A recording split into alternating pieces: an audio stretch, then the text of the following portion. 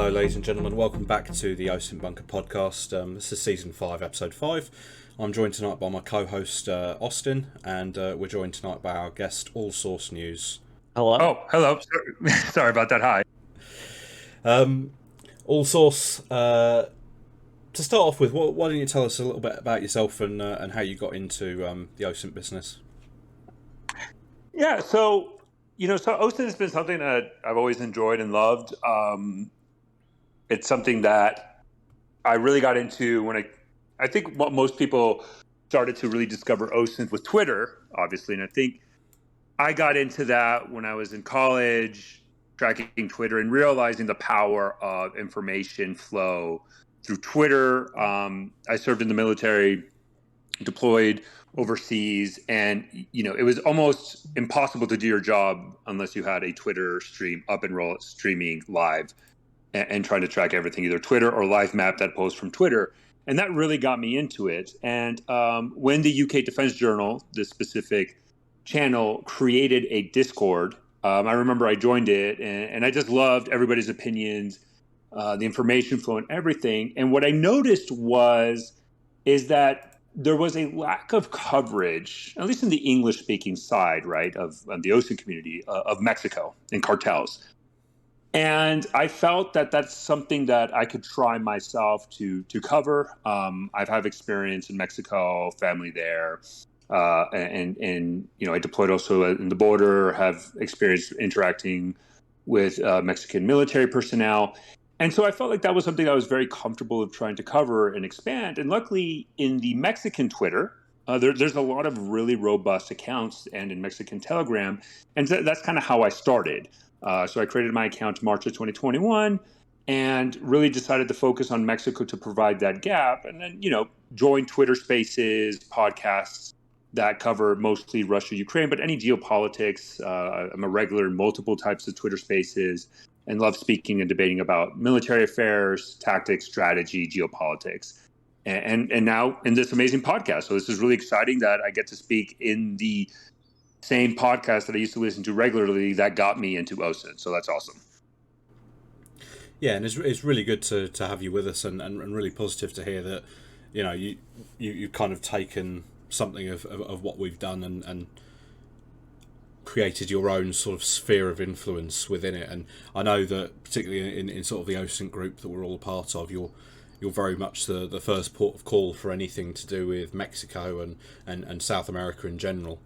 So it's really good to have you on with us, mate. I think tonight we're going to start off, while we're on the topic of South America, talking about the situation in Haiti, and I will pass it over to the two of you who are very much sort of in the loop with what's happening on the ground there. So yeah, within Central America and the Caribbean, there's been a couple of countries where we've seen some very dramatic changes over the last year. Some that come to mind are Honduras, El Salvador, and also Haiti. And specifically this week, some of the news out of Haiti has been quite stark. There were cases of civilian groups, forming mobs and attacking members of local gangs. In one instance, 14 suspected gang members were executed in front of national police officers by I would call them similar to almost like a civilian defense force, but many would call them a mob. And what's interesting to look at in regards to Haiti as opposed to some of its neighbors is that the Haitian government, as of right now, does not have a single elected official in it. It's not a dictatorship, and it's not as if, it's not a traditional sort of autocracy. It's more of a product of the fact that every elected official, after the ascension of the current leader, Henri, has resigned from their posts. This has been conducted over time. It wasn't sort of one flash in the pan where everybody said they resigned, but it was a process that's taken about 3 years since the assassination of former President Moise in 2019, I believe, or 4 years almost at this point.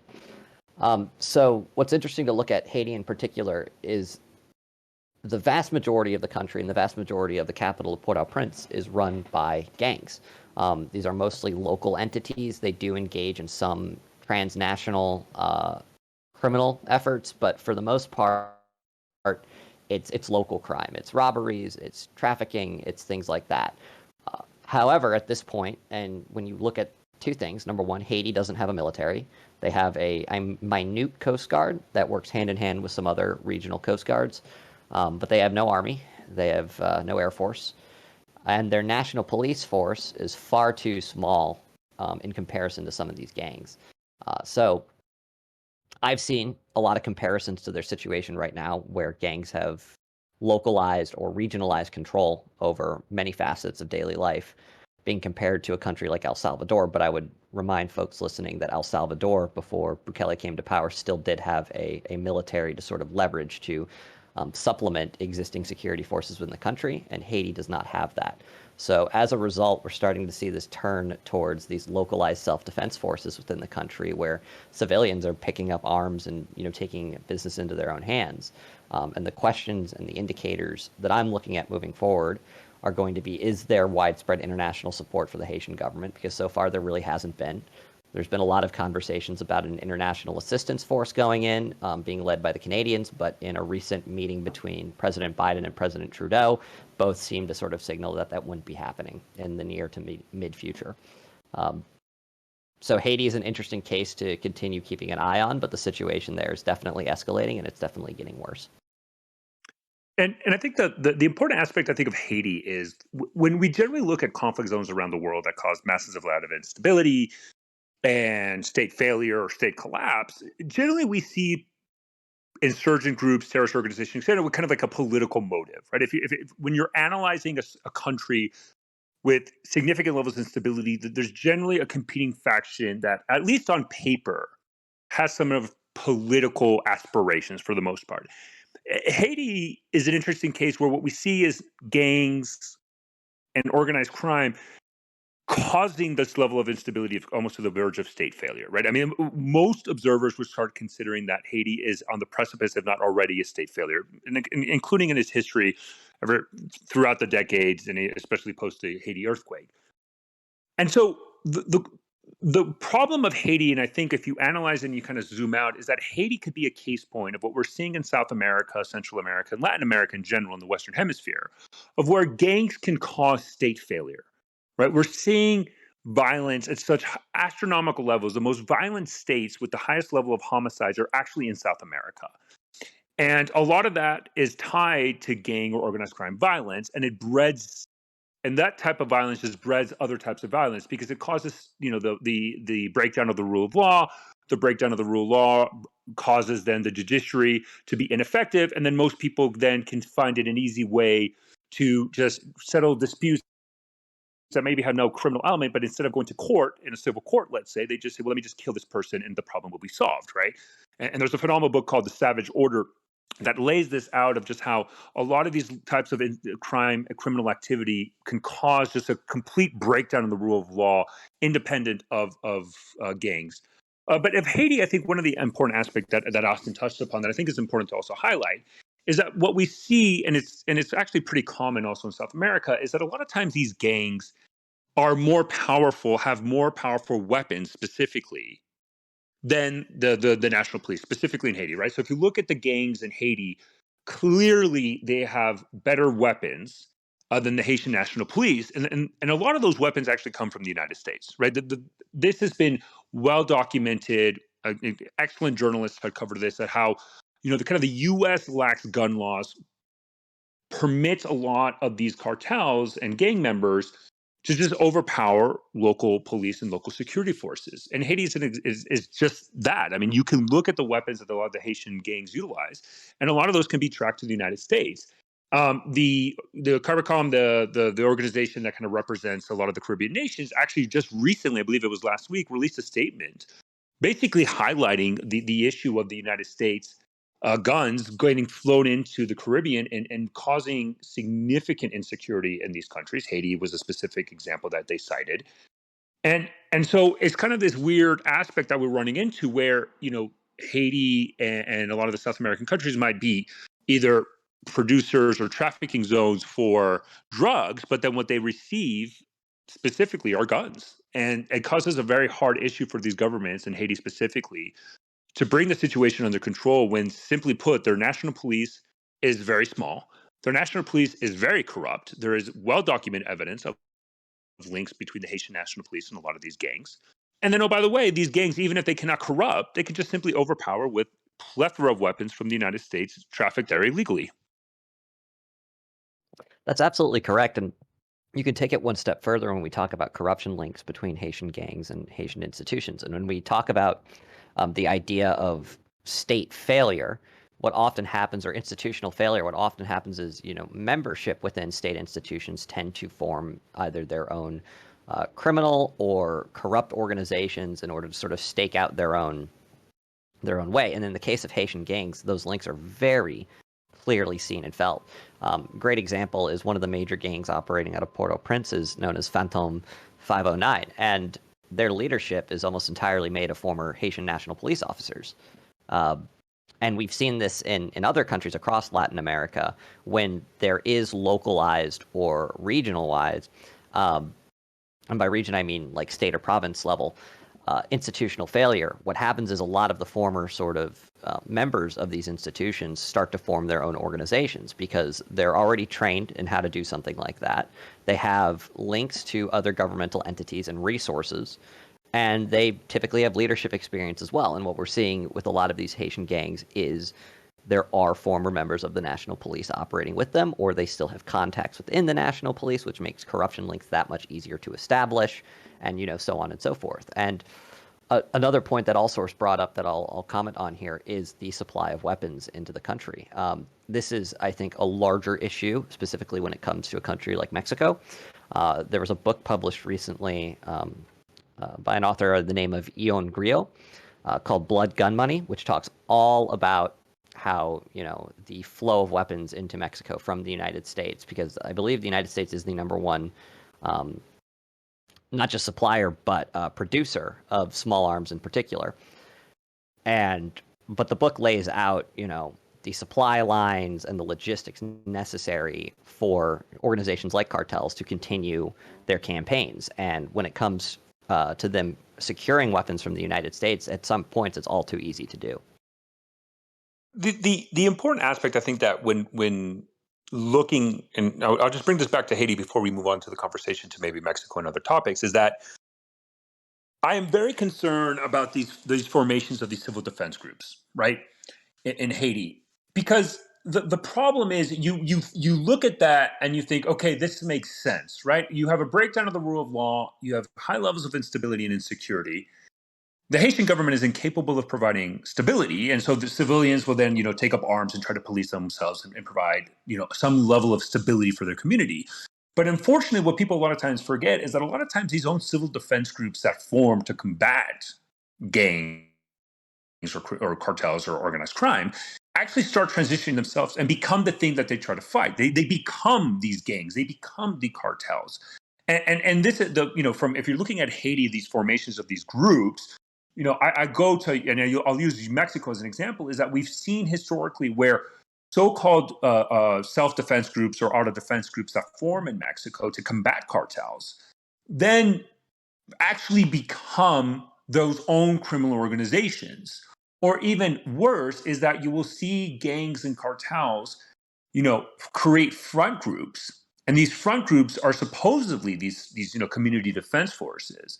But in the end of the day, they're just an extension and in a way a propaganda tool for these organized groups and cartels to gain more influence, just giving them the veneer of legitimacy because these are civil defense forces, right?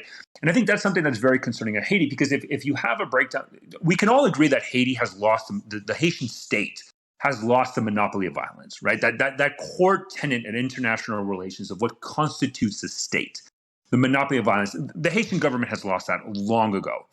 To the point where gangs can dictate if the Haitian economy and the Haitian way of life can just continue. Last year, there was a perfect example where Haitian gangs kind of shut down the port and prevented fuel from being transported across the country and causing the country to a basic standstill, right? And so that breakdown of monopoly of violence just encourages and solidifies the breakdown of rule of law. So the more self-defense groups, the more civil defense forces that come up that, although might have good motives and try to become good guys, they just continue to undermine the monopoly of violence that the state would have, and then they run a very high risk of becoming those organizations they try to fight. And unfortunately, we do have to highlight, though, when we're talking about Haiti, is that there is a group of Haitian opposition and civil society figures that have been very adamant that they do not want an international response, right? They do not want the deployment of more peacekeepers or an international military response force into Haiti to cause, to create stability. Because the problem is that they blame a lot of the instability on the Haitian president and the leadership itself. And they're right? I mean, the Haitian president is a main reason why we're seeing this high level of instability, to the point where he is the only public figure, the only government official really left in any capacity. But I think the problem is, though, that, okay, if you remove the Haitian president, let's say you create a democratic society, you bring back the Senate, you bring back the Congress, you're not going to create stability just because of that. That is something that I think most people fail to realize when we criticize the militarization of these, cartel wars or gang wars or in Haiti. The problem is these gangs in Haiti and across South America are becoming militarized. They are transitioning to a military force. Although they might be very simple, very rudimentary, they're clearly powering themselves more and more and more to at least become at best an insurgent group and at worst an actual military force. They're not well trained, but they're well equipped. How do you challenge that? How do you confront that? How do you allow the Haitian government to regain the monopoly of violence? And unfortunately, the only tool I can see actually available is the deployment of international security forces. I understand it's very controversial in the Haitian diaspora and for very legitimate reasons. But I just don't see any other way that the Haitian government can put at least some control, not absolute control, but at least some control in the Haitian streets without international assistance. It's just that that's all they have left, and that's the only tool available. Exactly that. And I very much understand the point all sources making here. I think one of the core issues remaining with Haiti is that in many cases where interventionist arguments sort of come up, or the deployment of peacekeepers, it's about sort of reassuring stability or bolstering stability. I think one of the major issues that the Haitian state is running into is that there's little to no stability currently. So it's an issue of trying to build a new sense of stability almost off of, what's left of what the Haitian National Police can offer and what the Haitian government can offer. And on that, both of those entities can offer very little right now. So I equally understand the argument for sort of how a peacekeeping mission would help, at least, give the Haitian government some chance to start building stability and rebuilding institutions. But at the same time, I can also understand why we've seen some hesitancy from the United States and from the Canadians in particular on something like this, because obviously there's political points to be scored, and the Canadian and American governments are very clear to sort of aim for that. But at the same time, what we've seen in the past 2 decades is that international peacekeeping missions tend to get quite messy quite quickly. And so I think there's a general sense of sort of hesitancy coming from the governments that would be the most equipped to sort of lead a peacekeeping mission. Yeah, I think it's fair to say that Afghanistan is still very much in the minds of the United States and others, and ultimately they can see from the situation on the ground that Haiti would be no easier a peacekeeping mission. And I think particularly where the US and much of NATO at the moment is focused on the situation in Ukraine, the very idea of having to deal with another type of Afghanistan-style situation is not something they particularly want to do, particularly in light of events over the last week or so in Sudan, where admittedly we're not dealing with the sort of scale of evacuation that we saw in Afghanistan, but we're still dealing with a fairly substantial sort of crisis that has led to evacuation of foreign nationals. Yeah, and on that point, and this is something that I constantly hit up on people when we're talking about just Latin America in general in the Western Hemisphere from the U.S. perspective, right? Is that from the U.S. it's very almost criminally negligent how much focus is given to the Western Hemisphere. I mean, let alone Haiti, Mexico, whatever you want, whatever country you're going to focus, there is such a little emphasis, not only on the government side, but even on think tanks, right? I mean, you got to think about, let's look at Mexico, right? It's one of our largest trading partners. We share a huge land border with them. There's cultural, political, economic links between both countries and across South America. And yet there's hardly any focus either on think tanks or the government on this important region that is of vital interest to the United States, right? Our focus is on the Middle East, on Europe, Indo-Pacific, and then when crises occur in Africa, then it's kind of that squirrel moment, and they all go to, like right now, like in Sudan. And my argument always is, I can understand why South America is not a priority. And it shouldn't be a priority with everything that's going on around the world, but it should at least have more emphasis, because the problem is that the level of instability that we're seeing in South America is concerning. Haiti is, I think, a perfect example of what could happen across South America if we let a situation deteriorate further, either because of the rise of authoritarian types of politics, the rise of populism, or just the rise of just gangs and cartels and organized crimes across the region. And the problem is that we can run into a situation where South America, by default, becomes the primary national security threat to the United States. And when that happens, it's too late.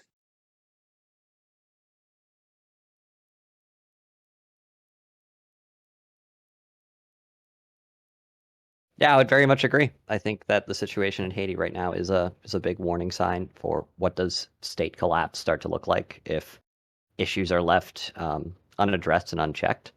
And I think there are quite a few parallels, if we want to get into it, about the situation that we have been observing in Mexico, and sort of looking at Haiti as almost like a microcosm of that, because we've seen, in Mexico, we've seen instances of localized control of cartels over local governments.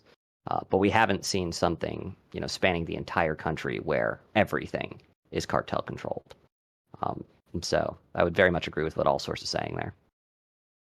One I do want to highlight, I think, something important, and this was laid out in a Washington Post article last year, is that U.S. military officials, I believe the last estimate was that 30 to 35% of the Mexican territory, right, in the entirety of the Mexican country, is ungoverned. The Mexican government has no presence and is cartel controlled, right? But when we're utilizing that figure, again, it's 30 to 35% of absolute cartel control. That does not include areas where there is a Mexican government presence, but it's wholeheartedly subsidiary to the cartels or wholly corrupted by the cartels, right? And so if you probably look at that from that aspect, I mean, that figure can easily rise above 50%, if not larger, right? There's large segments of Mexican states, Zacatecas, Guanajuato, Sinaloa, Sonora, that have on paper Mexican government presence, but that's it, right? And they are either subservient to the cartels or an extension of the cartels. And that's generally why we see the Mexican government deploy the military, is because they cannot rely a lot of times on the local, state, or even sometimes federal police forces to regain stability in the country. And oh, by the way, there is ample evidence of corruption at the highest level of the Mexican government, to include the military, because they're involved in the cartel activity and drug trade into the United States. Just recently, the Eastern District of New York convicted. He went to trial and got guilty pleas on what was basically the equivalent of almost like a previous Mexican, FBI director, national security advisor, one of the senior drug czar for Mexican government under the Peña Nieto administration.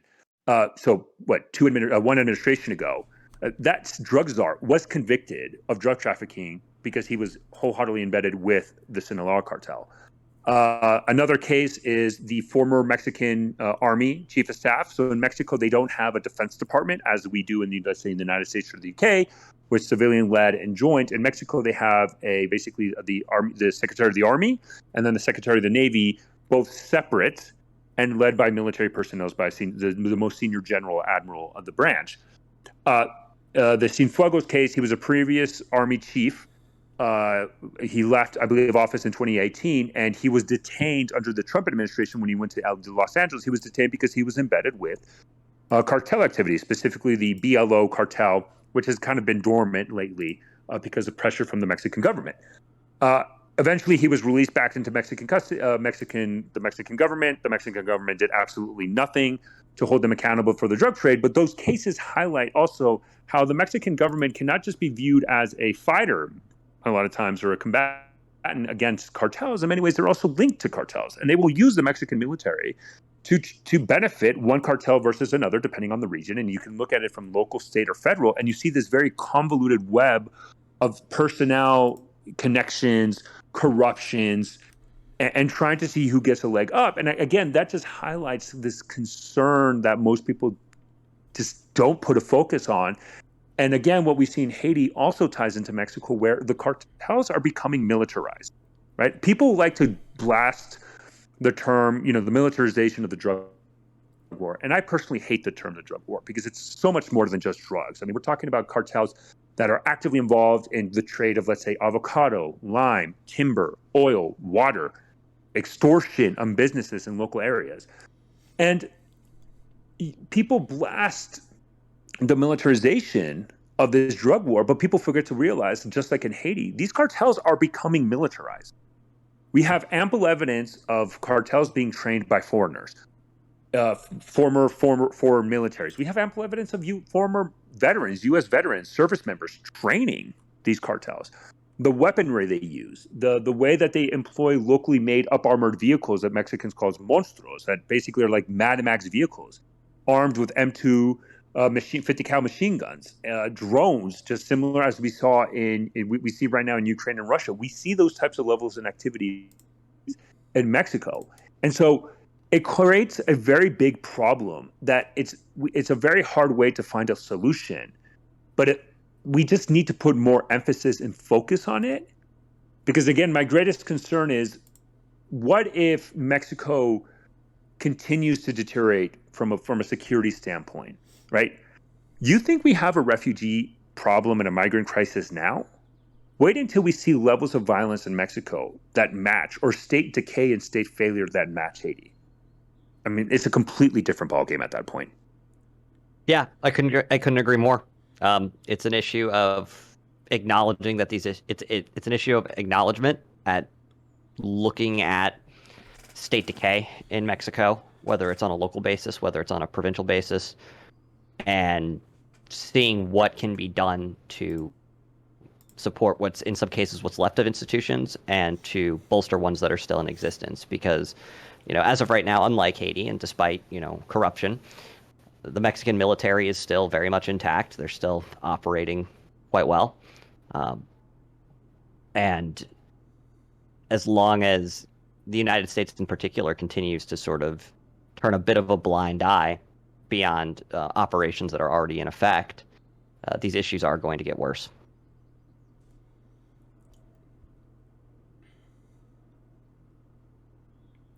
Well, what I think this has solidified, Defense Geek, is that we're going to need an entirely different episode focused entirely on Latin America and what's going on there. I think so, indeed. And I think before we end up recording exactly that, we should probably move on to sort of the major topic of the week and of the month, which I guess would be Sudan. By now, most of our listeners will have seen, obviously, the news and the ongoing crisis in Sudan. I think it's fair to say that the nation hasn't exactly been stable for a number of years. Obviously, not that long ago, the nation split in half, and we end up with Sudan and South Sudan. There's a whole complicated history behind why that happened, and we don't really have the time to go into that tonight. But I think it's fair to say that this particular sort of deterioration of the situation on the ground came very, very suddenly and with almost no warning whatsoever. I think it was more or less a case of we woke up one morning to news that there was active fighting on the ground in Khartoum and other parts of the nation, and sort of within the last week we've seen many of sort of the the major foreign powers who have embassies and so on in the country effectively decide, no, this is too serious, we're pulling out.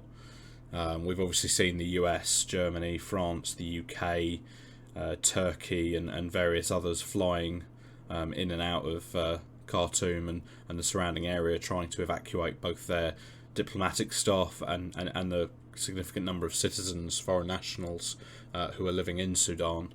I know the UK has an estimate of around 2,000 UK nationals living in Sudan, although I have heard people quote figures as high as 4,000 for that. We obviously saw the US military undertake a sort of military evacuation of sorts of their diplomatic staff. I think it was 3 Chinooks and a few other aircraft, helping to airlift 100 or so embassy staff and their families out of Khartoum earlier in the week. Well, what do you guys think of the situation on the ground there at the moment? Because it's clearly very volatile, and as much as there has been agreement briefly for a ceasefire between the government forces and the RSF groups, it's clear that those ceasefires are not holding as well as one might hope. So, I think if I can use history as a guide, I think what we're going to see in Sudan, if it's not already there, but this is a civil war. I think it's fair to say at this point we're at a civil war very close to there, right? Because of the level of violence, specifically in the capital, Khartoum. And the historical example I would use is Spain, the Spanish Civil War between 1936 and 1939. What most people forget is that the Spanish Civil War started because of a failed coup, but the failed coup wasn't crushed. And the failure to crush the coup allowed those who wanted to, overtake and overthrow the Spanish Republic back then, the Spanish nationalists, to fight on a grinding civil war that lasted 3 years. And I think this is kind of the historical example that we can utilize in reference for Sudan, right? I mean, so if you look at the key figures in Sudan, you have Hamedi and with the leader of the Rapid Support Security Forces, the RSF, and then Burhan, kind of that, who launched his own coup against the transitional government between the civilians and the military. Both of them had extensive tensions between them, right? It was well documented that both these leaders despised each other. They did not trust each other. And they kind of, Burhan with the Sudanese armed forces and then Hamedi with the RSF kind of, coexisted in this very tense environment. But to your point, Defensky, this did caught a lot of people by surprise, this level of violence so suddenly. And I think the key example that kind of proves that is that what people forget is that the U.S. ambassador to Sudan tweeted out when the violence started to happen in Khartoum was that he was out of the country. Like, he was out of the country. He arrived back to Sudan the night prior to the violence exploding into the capital. Right? If you would think that, if we had anticipation of this occurring, you would have probably started seeing a lot of warnings from embassies, not only the U.S., but a lot of the embassies there. You would probably already seen planning to maybe we need to start doing this evacuation. We need to get everything, or maybe there would have been people already evacuated earlier. There would have definitely been warnings across the embassies in the US, the UK, the EU, etc., warning citizens about the potential violence. There was none of that. And I think that reinforces that this caught a lot of people by surprise. But then if outside of that surprise, if you kind of zoom out, you can see the history of tension that both of these generals had against each other. And clearly now they're going to fight until one person's on top, right? And this is where it's going to be interesting. Where does Sudan kind of fit within the general instability of Africa, right? Because this is a very much internal, but it does affect a lot of other regions. You can look at the countries that border Sudan that also are going to be implicated in this.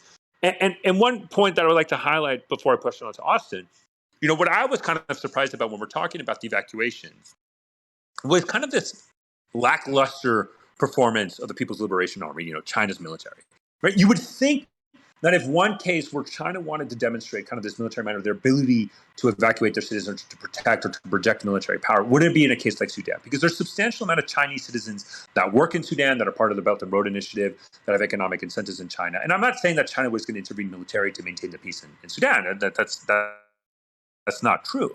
But an evacuation of civilians, that well fits within the mold of the Chinese military. And we saw that in Libya and in Yemen, where the Chinese military do that. And by the way, when we talk about the wolf warrior diplomacy, that term came from the movie Wolf Warrior that specifically talked about China evacuating citizens from a war-ravaged country. Right? And so When this situation kicked off, I think a lot of our observers were looking to see, okay, is this where the moment where China deploys military forces substantially to do an evacuation? Because they have a military presence in Djibouti, and they've participated in the anti-piracy coalitions since the early 2010s, right? Just yesterday, I think, is the first time we saw ships of the PLA Navy deployed to the port of Sudan, right? Forcing Chinese citizens to basically drive all the way, and even their embassy to drive all the way to the port of Sudan to launch that evacuation, right? And I think that the reason why that's important is I think we put too much emphasis on the PLAs as a military capable force. But I think the Sudan crisis should cause some pause and acknowledgement that the PLA is nowhere near the capabilities that a lot of Western military have in executing very complex embassy evacuations and citizens evacuations. Yeah, and it's fair to say Well, yes. it's not something they've got a great deal of experience with. Obviously, as we mentioned, we've witnessed the US and many of the Western allies having to evacuate embassies in the likes of Afghanistan and Iraq, and we've seen it in Ukraine and so on in the last few years. Whereas it's fair to say China hasn't really had something as significant as this to deal with before. And I think your point about people overestimating the PLA's military capability is a very, very good point, because it's something we've already seen with Russia. We had this genuine thought process that Russia was a very capable and very competent military for so long, and the last year of fighting in Ukraine has very much showed that perhaps that wasn't the case. And a part of me does wonder that perhaps we are again looking at China and overestimating its capabilities. Until we actually witness them in action, we can't really say for certain. And obviously that doesn't provide a great deal of comfort for folks like Taiwan, who are increasingly seeing Chinese military build up right on their doorstep.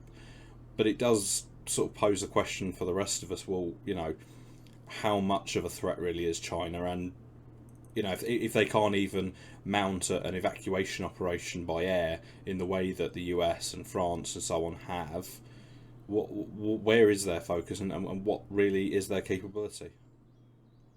Well, you would think that the Chinese would have been quicker than some Western governments here, considering that they've been involved in the Sudan crisis for nearing on a decade, I believe, with peacekeeping rotations and deployments. Of any sort of non-Sudanese institution that's not on the continent of Africa, I would have wagered going into this that the Chinese should have at least had, a far quicker reaction time than what we've seen. I want to say the PLA ships arrived in the port of Sudan yesterday, and this is a crisis that's been going on for a week and some change now. So just the brief comparatives there, looking at mostly Western embassies being evacuated via air transport versus the Chinese sort of having this delayed response by sea, is something to sort of look at. And I think it shows that the PLA still kind of struggles with projection around the world. If this was a situation in, say, Myanmar, I would say that the Chinese would have reacted far faster and they would have had the logistics in place to do so. But from what we've seen thus far is they've probably had to scramble on their feet quite a bit to get these pieces in order. So yeah, not the best look for the Chinese military, especially after sort of what has been, I'd say, a month of very heavy-handed diplomacy on them trying to sort of look like a peacemaker around the world, whether it's between Saudi and Iran, or sort of inserting themselves into other negotiations like Russia and Ukraine. Like the positioning of the Chinese diplomatically has been this year thus far sort of, we're looking towards a multipolar world. That's what our objective is, and we want to sort of show the world that China can also sort of be the mediator between countries that have traditionally had issues. But in regards to application of force or evacuating its own nationals, I think it's been a bit of a lackluster performance thus far. That being said, on the Western side of things, I think there was a lot of institutional worry going into these evacuations.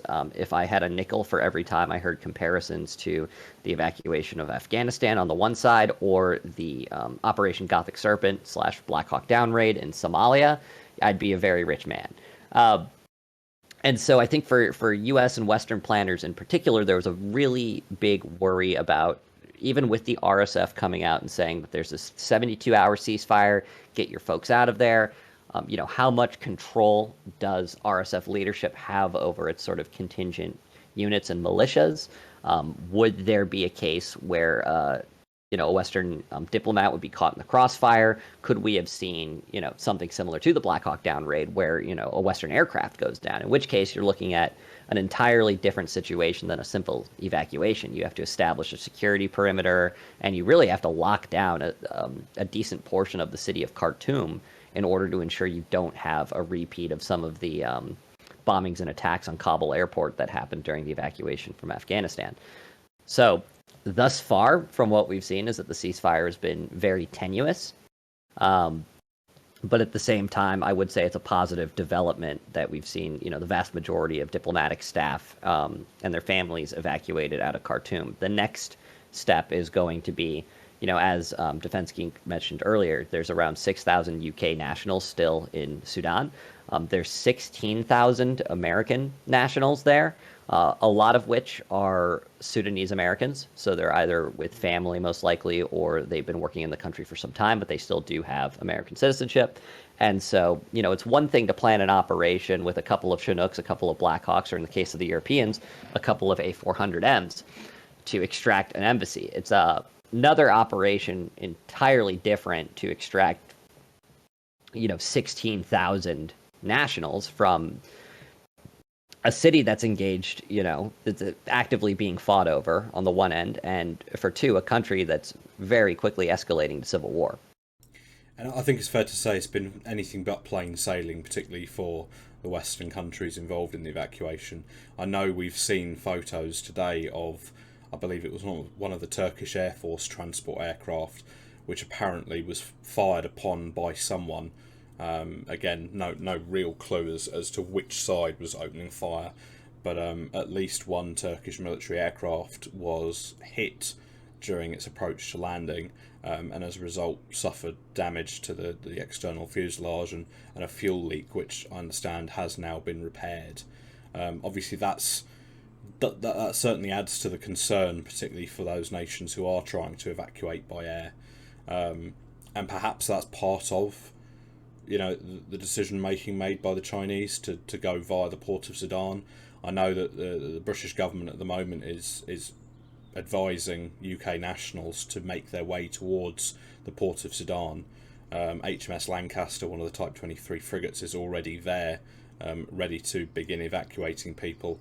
And I've just been informed that the Royal Fleet Auxiliary Cardigan Bay has finished her overhaul in Bahrain ahead of schedule, and is now preparing to make way to the port of Sudan, albeit it will take approximately 6 to 7 days for the ship to travel there. But that particular ship will obviously provide a much larger capacity for evacuation than a single frigate. So there is still hope, obviously, for UK nationals at the very least, even if the air evacuation ends at this point.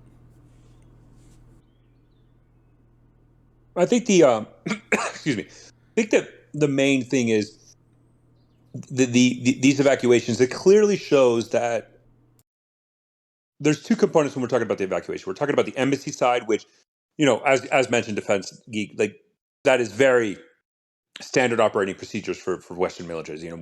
We do this every time there's a major crisis and requires evacuation. But then the second component of that is obviously the evacuations of civilians.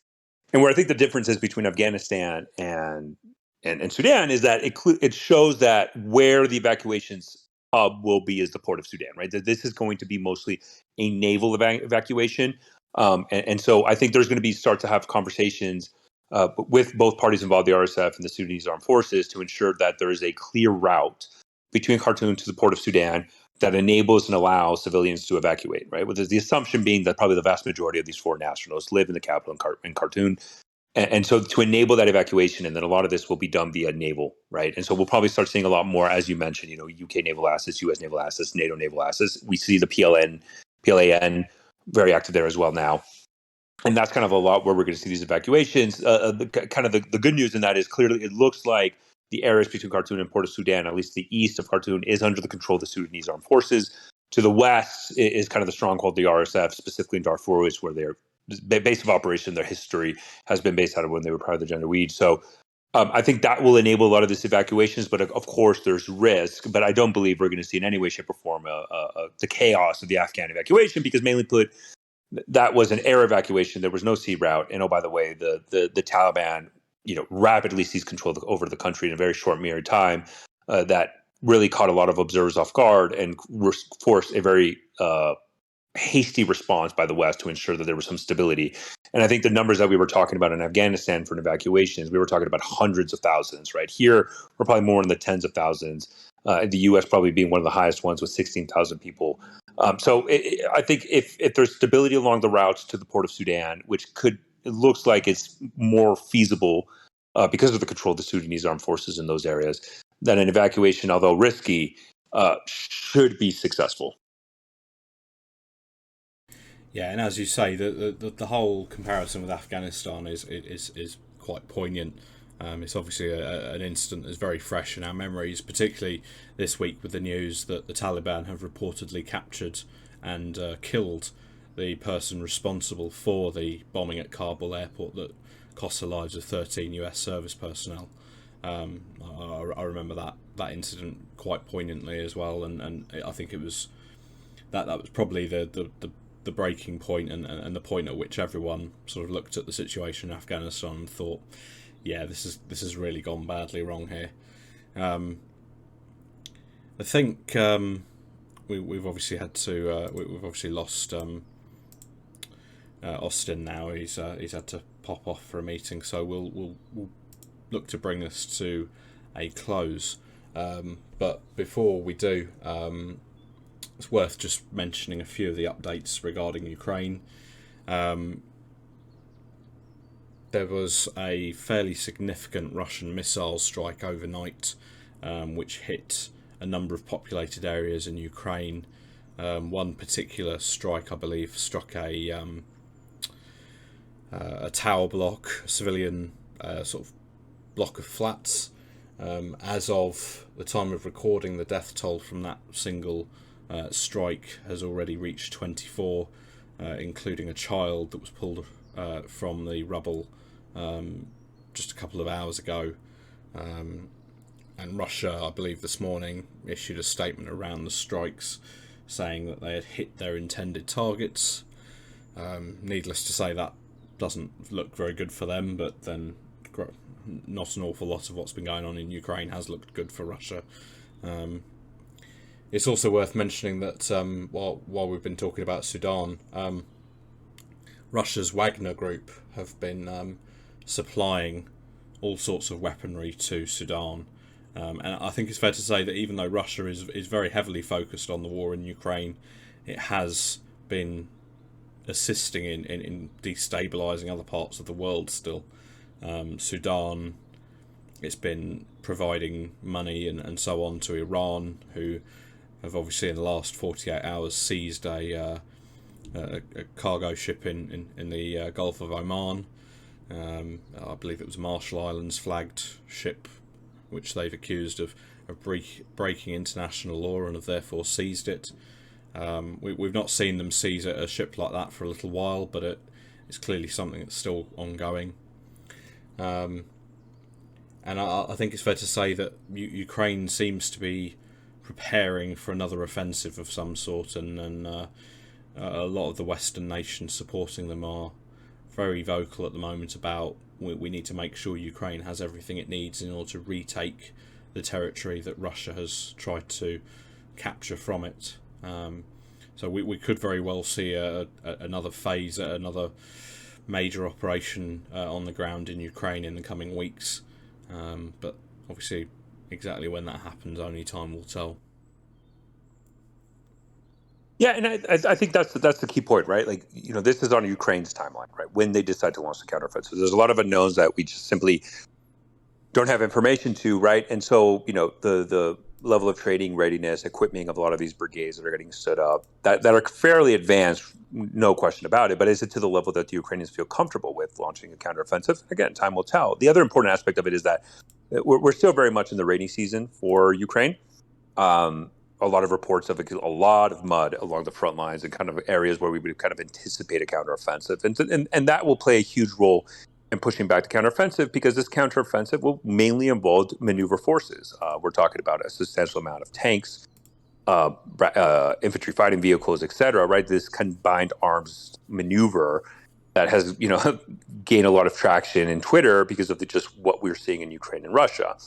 So the Ukrainians will make a decision of when to launch the counteroffensive when they feel it's best, and it's and they give them the highest level of chance of success.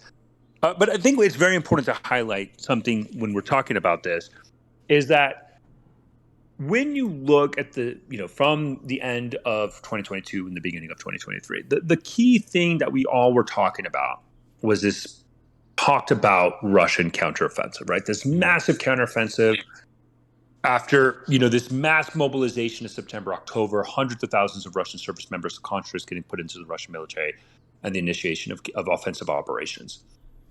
And the irony is, actually, these months since then have been one of the months where Russia has seized the least amount of territory in Ukraine. And also, when you look at the areas of offensive operations that Russia launched with their winter offensive, it's very, very, very small. I mean, it's not large geographical areas. You could talk about Volodar, Avdiivka, Bakhmut. These are not major counteroffensives. They did involve a lot of people, a lot of personnel, service members from the Russian military, Wagner, but it was not geographically spread out that you would kind of assume with the arrival of hundreds of thousands of soldiers into the front lines to launch a counteroffensive. And I think that talks about the deficiencies of the Russian military and their ability to mass and launch offensive operations. So the question then becomes, okay, well, what about Ukraine, right? This is also going to be something fairly new from Ukraine. We have not seen Ukraine launch a counteroffensive of this magnitude with this amount of, not only for them launching the offensive, but more importantly, Russians on the defensive, right? I mean, you're talking about, again, hundreds of thousands of troops along these front lines. And so the question that we have for Ukraine is, because although you were successful on the defense, at least from seizing territory, no doubt the Ukrainians suffered enormous amount of casualties, specifically in Bakhmut, but the Russians suffered way more. I don't think that's in dispute. So clearly we know the Ukrainians can maintain defensive operations. The question is, on this type of offensive operation, with this magnitude and amount, will Ukraine be successful? And I think we just have to wait, and time will tell. Yeah, and I think Ukraine is part of the reason they are waiting is because they want to give themselves the best chance. They are obviously receiving a significant amount of equipment now from the West, including the arrival over the next couple of months of a significant number of main battle tanks from the likes of Poland and the UK and the US and so on. And those obviously will help massively with any sort of counter-offensive they launch. But I think it's fair to say that they are, I would hope, learning from history and waiting until they are appropriately equipped before they launch into such an invasion, or counter-invasion rather.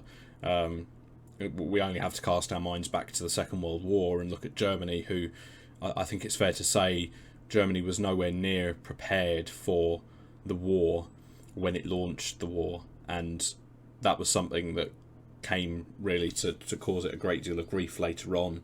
I've been reading recently about the Kriegsmarine and the fact that their plan for numerous battleships and aircraft carriers had to be cut short because Hitler decided to launch the war early. And had he not, who knows, how much longer and how much more deadly the war could have been.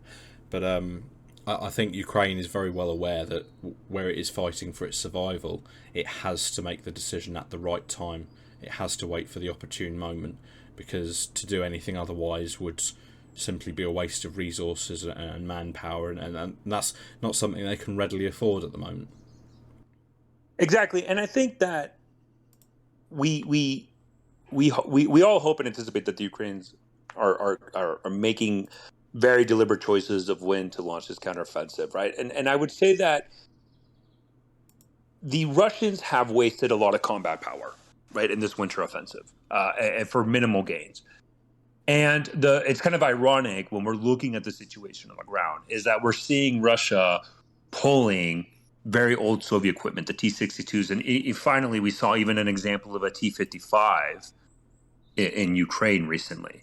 And so that's kind of the dichotomy we're seeing, right, is that the Russians are pulling old Soviet tanks But the Ukrainians are receiving modern Western tanks that have so far not been sent to the front lines. I mean, we have not seen the Leopard 2s being committed. We have not seen Abrams committed. We have not seen none of those, Bradleys committed, right? So clearly the Ukrainians are holding that back for this counteroffensive, which was kind of the concern when the Ukrainians immediately divert Leopard 2s, let's say, to Bakhmut, right? Which I don't think would have been a wise choice for combat power.